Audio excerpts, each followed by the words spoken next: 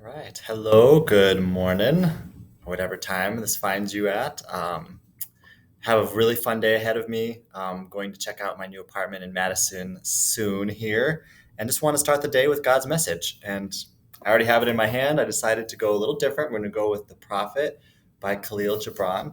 Um, Very poetic work. And in these videos, you're going to find, you might not know some of the books but it's really about understanding God's personal message. I read these and I let God reveal his particular meaning. So even if you've never heard of the prophet, my dear friend gave this to me, just come with an open heart and see if God has a special message for you. So without further ado, here we go.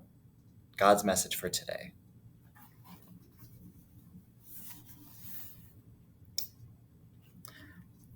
Let's see. Ay, and it becomes a tamer, and with hook and scourge makes puppets of your larger desire. I might have to go back to see what. I'm just gonna see if this makes sense. We're gonna roll with this. Ay, and it becomes a tamer, and with hook and scourge makes puppets of your larger desires. Though its hands are silken, its heart is of iron. It lulls you to sleep only to stand by your bed and jeer at the dignity of the flesh. It makes mock of your sound senses, and lays them in thistledown like fragile vessels. Verily, the lust for comfort murders the passion of the soul, and then walks grinning in the funeral. Whoa. Okay. See, I was just like, I'm gonna roll with this. I'm sure this is going somewhere, and it is.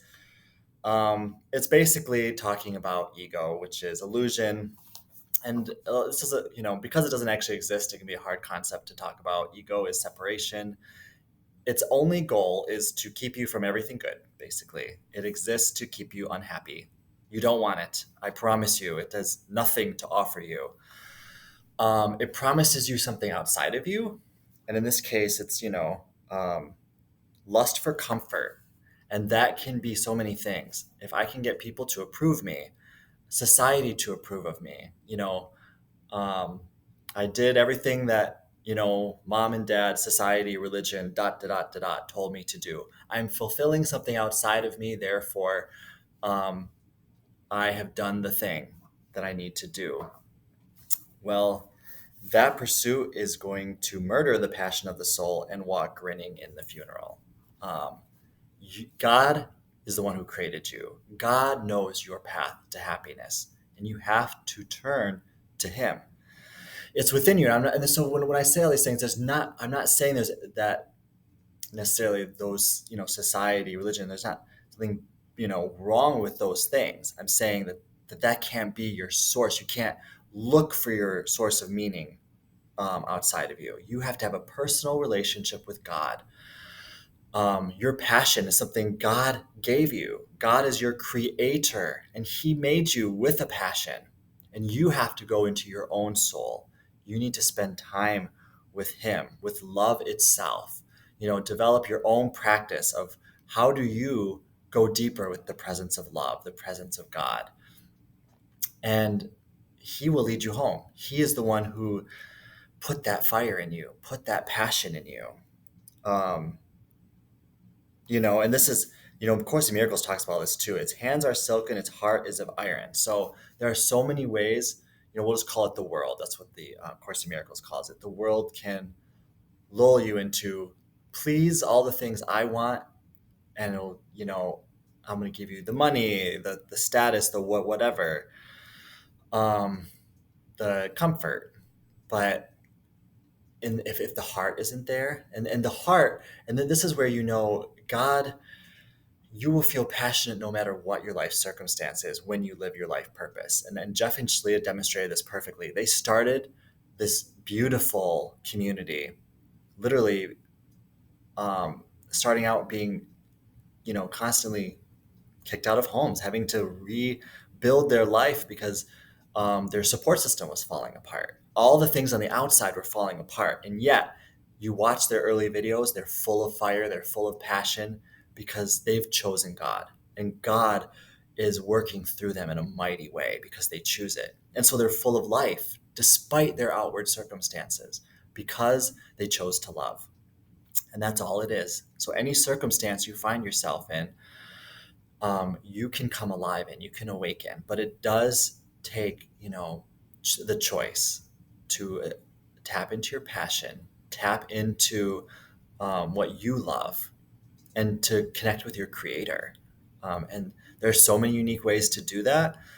And of course, Jeff and Talia teach the mirror exercise. Basically, the mirror exercise is a way of seeing where you're projecting yourself out in the world by being upset at things outside of you and bringing love to that space. So that is like the greatest practice to rebuilding that relationship with love.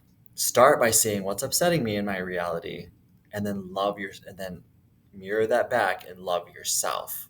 You will start sourcing love within instead of looking for it outside of you. That's all the mirror exercise is the practice of deepening and discovering love inside of yourself, giving it to yourself. Because it's love that will show you the way. As that love grows inside, who you really are will reveal itself to you. And your passion will surely awaken because it is inside of you. It's actually, you were created with it. It's just merely that peeling away of what seems to be covering it. But literally, as you do the inner work, a personal story, after my twin flame recently, we went into a state of separation. I started going deep into my healing work, just diving into classes, diving into my heart, my healing. And this was, many weeks of doing this until one day I literally woke up and I couldn't stop myself from making a video. And that is this work. And that's why they say we know it will work. The work of loving yourself, the work of aligning with God and love and healing always works. And your purpose, your passion will naturally burst forth from you. It's a simple science. Love is like this river that just gains momentum and will, burst through any dams you have built as you go deeper with that flow, deeper with that beautiful rhythm.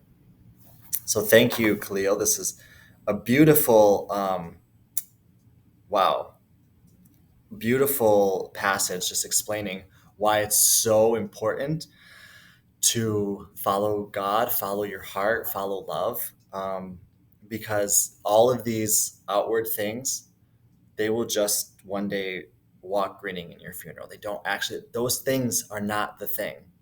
And you won't actually find fulfillment except for through love, through God, through being who you truly are.